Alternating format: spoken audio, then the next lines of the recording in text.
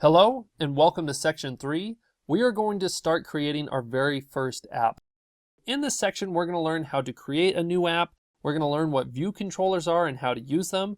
We're going to learn how to add things to our storyboard, which is essentially the visual part of making an app. And then we're going to write some real Swift code that actually does something more than just those little math problems that we were doing in the playground.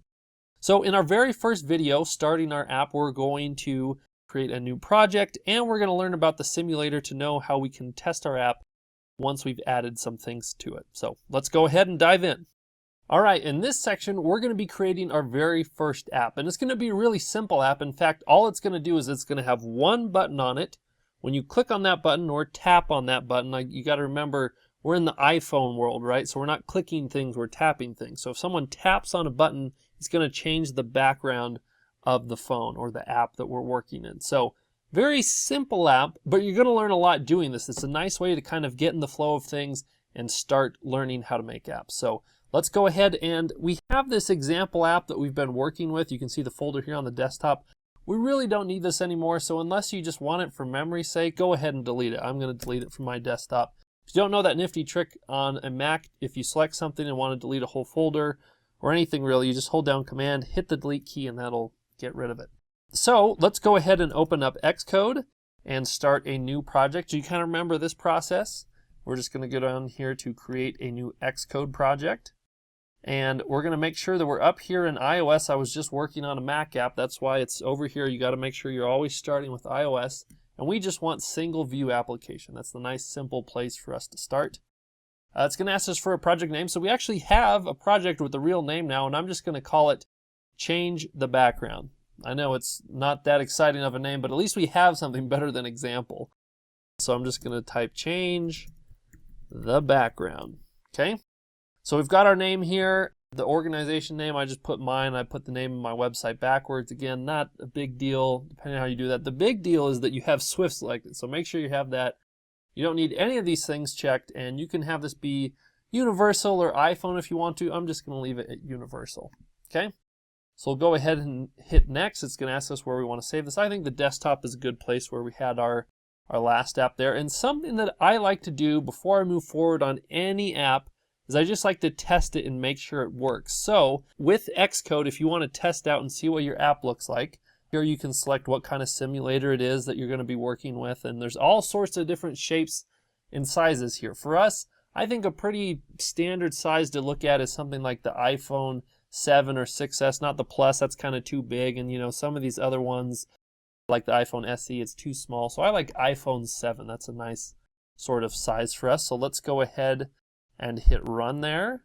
And this will start creating our app, and we can sort of test it. So I just always like to test things right at the beginning to make sure that they're working.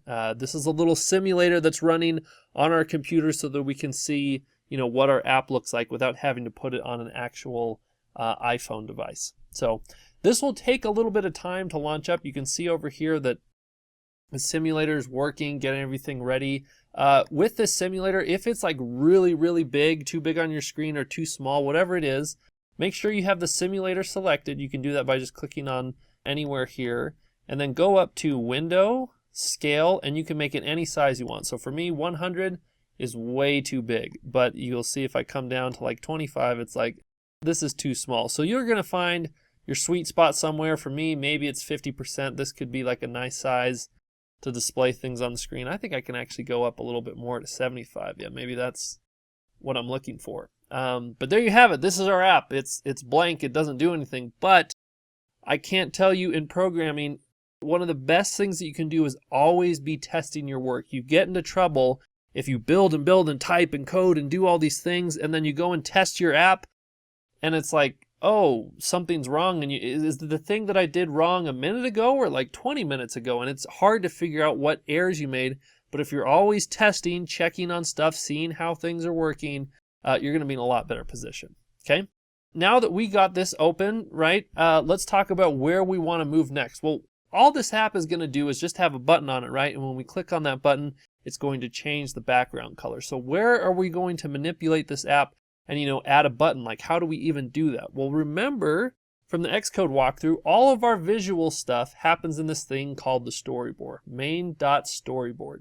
So this is where we're actually going to add things into our app, and inside of these things called the view controllers, so for example, this one, viewcontroller.swift, this is where we're actually going to be coding things to say, okay, when someone clicks this, change the background to this color or whatever. But for visual stuff, we're going to be working in the storyboard. So let's go ahead and make this full screen. We're going to need the space so that we can work here and kind of see what's going on. So you'll see the very first thing that we have in the storyboard is this thing called a view controller. So a view controller is essentially a screen in an app. Whenever you are moving from one screen to the next, think about, for example, if you go into the music app on your phone. So it might have a list of artists, and you tap on one of the artists, and then it moves over and it shows all their albums. Well, you move from one view controller to the next, and then you select a particular album that goes to like the songs on that album. It moves to another view controller. You click on one of those, it starts playing, right?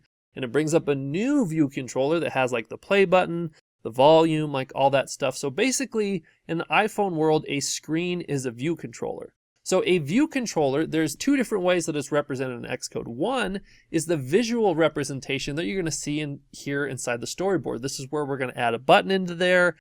We can change the colors and things like that. We can add different switches, whatever we want in there that's visual. Now for the actual programming part of things, to say when you click on this, when this sort of things happens, when you spin past this or switch that, all that logic stuff, that's going to happen here inside of the code, which is the code version of the view controller. So remember, a view controller represents a screen in an iPhone app, and there's a visual version of that view controller in the storyboard, and there's also a code version of that view controller here. So this code here is referencing this same box that we have here, this screen, okay? So I probably blabbed on long enough here. I'm just trying to get you the basics.